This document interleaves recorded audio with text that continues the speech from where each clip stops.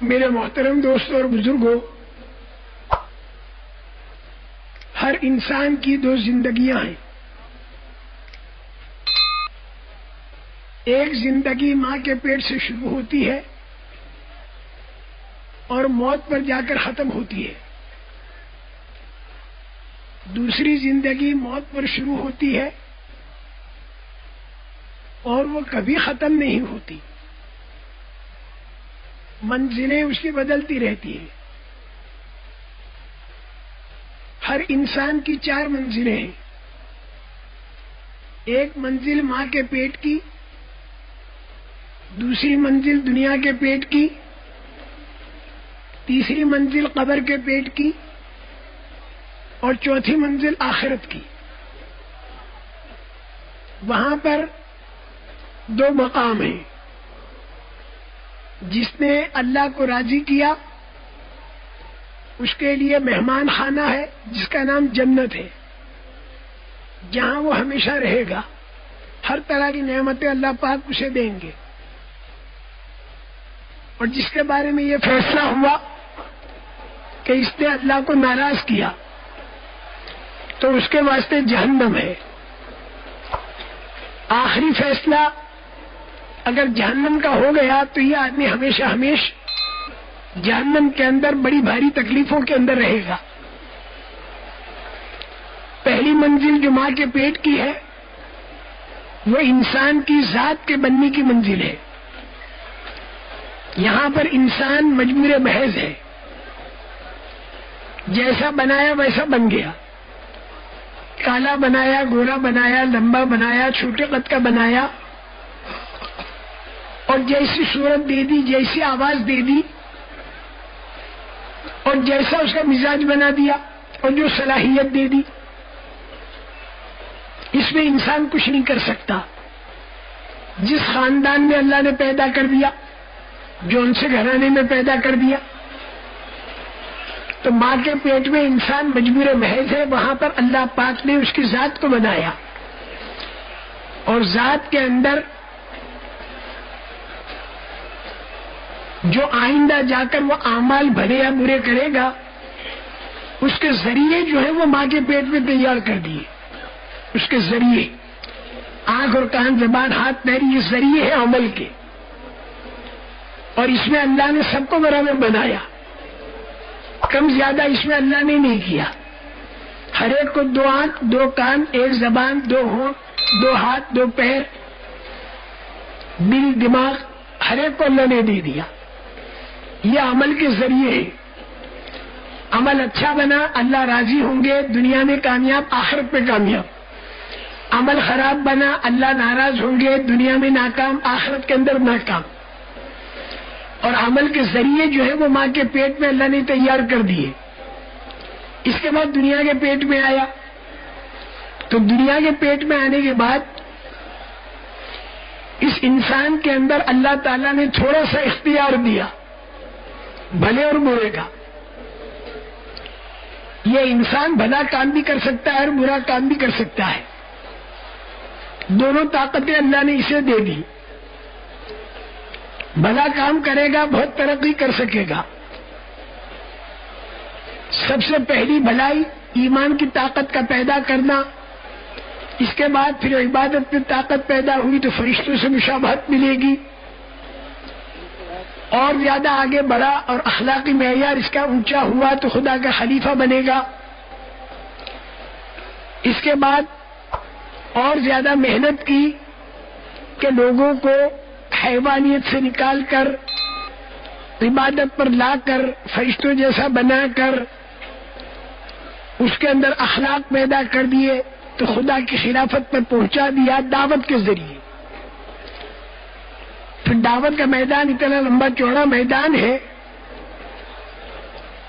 کہ وہ اپنے گھر والوں کو بھی دعوت دے سکتا ہے، قوم کو دعوت دے سکتا ہے، خاندان کو دعوت دے سکتا ہے، بستی میں دعوت دے سکتا ہے، اطراف میں دعوت دے سکتا ہے، اور پورے عالم کے اندر دعوت دے سکتا ہے۔ ہر ایمان والوں کو دعوت کے اوپر کھڑا کرنے کی کوشش کر سکتا ہے۔ پھر اس کے اثرات جو ہیں پورے عالم کے اوپر پڑتے ہیں۔ جتنی دعوت کی محنت ہوتی رہے گی اور اس کے لیے جتنے مجاہدات کیے جائیں گے اللہ پاک خوش ہوں گے، اور اللہ پاک کی طرف سے جب ہدایت کے فیصلے ہوں گے تو انہونی ہونی بن جائے گی۔ اللہ قادر مطلق ہے، جب بندے محنت کرتے ہیں چاہے وہ اپنی حیثیت کے مطابق کریں، کمزوری کے ساتھ کریں، لیکن اللہ اپنا کرم اور فضل فرما کر معاملہ اپنی شان کے مناسب کرتا ہے، اور شان اللہ کی بڑی ہے۔ یہ کمزور بندہ کمزور محنت کر کے اللہ سے یوں کہتا ہے کہ اللہ جیسا میں کمزور ویسے میری محنت بھی کمزور، میں نے تو اپنی حیثیت کے اعتبار سے تیرے کہنے پر کمزور سی محنت کر دی، لیکن آگے تو جو ہم سے معاملہ کرے تو وہ معاملہ تیری شان کے مناسب کرنا، اور شان تیری بہت بڑی ہے، قدرت تیری بہت بڑی ہے، کوئی کام تیری قدرت سے نکلا ہوا نہیں۔ تو زمین اور آسمان کا بنانے والا، چاند اور سورج کا بنانے والا، اس لیے اپنی شان کے مناسب تو ہمارے ساتھ معاملہ فرما۔ پھر آدمی اللہ سے دعا مانگنے میں ذرا کسر نہیں چھوڑتا، ذہن میں کبھی یہ نہیں آتا کہ میں یہ دعا تو مانگ رہا ہوں لیکن ہوگا کیسے۔ دعا تو اللہ کی قدرت کو سامنے رکھ کر پھر وہ مانگتا ہے، اور پھر اس کے اثرات عالم کے اوپر ظاہر ہوتے ہیں۔ ایسے ایسے لوگوں کے اوپر اس کے اثرات ظاہر ہوتے ہیں جس کی کوئی حد نہیں۔ جو لوگ مشرک تھے اللہ پاک نے ان کے اندر وہ بات پیدا کر دی کہ وہ رہبر بن گئے پورے عالم کے۔ صحابہ کرام رضوان اللہ تعالی اجمعین، اوپر سے کیا زندگیاں چل رہی تھی اور اللہ کی کتنی مہربانی ہو گئی۔ تو اس لیے میرے محترم دوستوں اور بزرگوں، اس دنیا کی زندگی میں اللہ پاک نے انسان کو دو طرح کے اختیار دیے ہیں۔ انسان میں اختیار ہے تھوڑا سا اور تھوڑے وقت کے لیے، اپنے اختیار کو چاہے تو اپنی مرضی پر لگائے اور اپنے اختیار کو چاہے تو اللہ کی مرضی پر لگائے۔ یہ دو راستے بن گئے۔ ایک راستہ تو یہ ہے کہ انسان اپنے اختیار کو اللہ کی مرضی پر لگائے، یہ تو بالکل سیدھا راستہ، اللہ کو راضی کرنے والا راستہ، دنیا میں اور آخرت میں چمکانے والا راستہ۔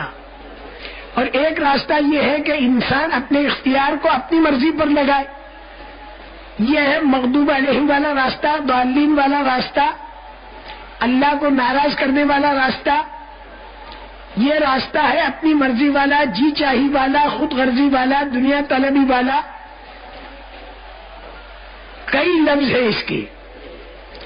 تو اس راستے پر چلنے والا دنیا اور آخرت کے اندر ناکام ہوتا ہے۔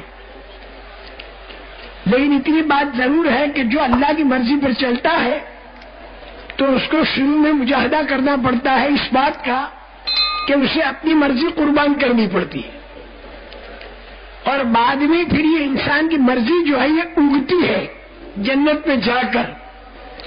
وَلَكُمْ فِيهَا مَا تَشْتَهِي أَنفُسُكُمْ وَلَكُمْ فِيهَا مَا تَدَّعُونَ نُزُلًا مِّنْ غَفُورٍ رَّحِيمٍ۔ جنت میں تمہیں وہ ملے گا جو تمہارا جی چاہے گا، کہ دنیا کے اندر تم نے اپنی جی چاہی کو اللہ کی مرضی میں قربان کر دیا، جیسے اناج کو زمین کے اندر قربان کر دیا 10 من، تو اللہ اپنی قدرت سے اس کو 100 من اناج بنا کے دکھا دیتے۔ اب یہ 100 من اناج کہاں سے آیا؟ اللہ کے خزانے سے۔ اور کیسے آیا؟ اللہ کی قدرت سے۔ خزانہ اللہ کا چھپا ہوا، قدرت اللہ کی چھپی ہوئی، اور خود اللہ پاک بھی دکھائی نہیں دیتے۔ تو سوال یہ پیدا ہوتا ہے کہ اللہ پاک آپ دکھائی نہیں دیتے، آپ کی قدرت دکھائی نہیں دیتی، آپ کے خزانے دکھائی نہیں دیتے، تو ہم آپ کو کیسے پہچانے؟ ہر چیز دیکھ کر پہچانی جاتی ہے، تو آپ کو ہم کیسے پہچانے؟ تو اللہ پاک نے ہم لوگوں کو یہ بتایا کہ میں اپنی قدرت کی نشانیاں تمہیں دکھاؤں گا، اور میں اپنے خزانوں کی نشانیاں تمہیں دکھاؤں گا۔ اس کو گہری نگاہ سے اگر دیکھو گے تو تمہیں میری معرفت مل جائے گی اور تم میرے کو پہچان لو گے۔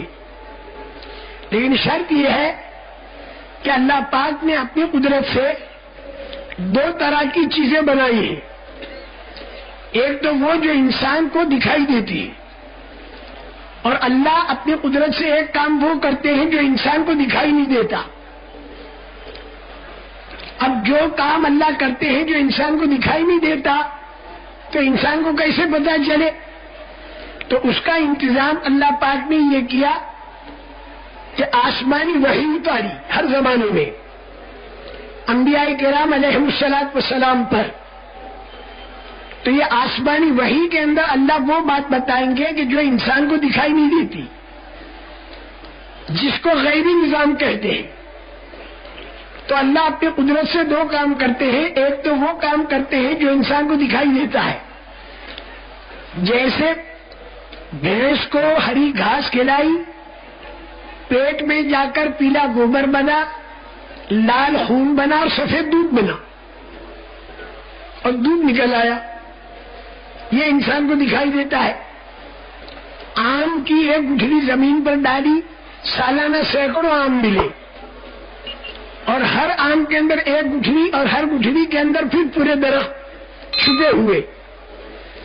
تو یہ اللہ نے اپنی قدرت سے ایسا کام کیا جو انسان کو دکھائی دیتا. انڈے کے اندر سے مرغی کے بچے کا بننا، مرغی کے اندر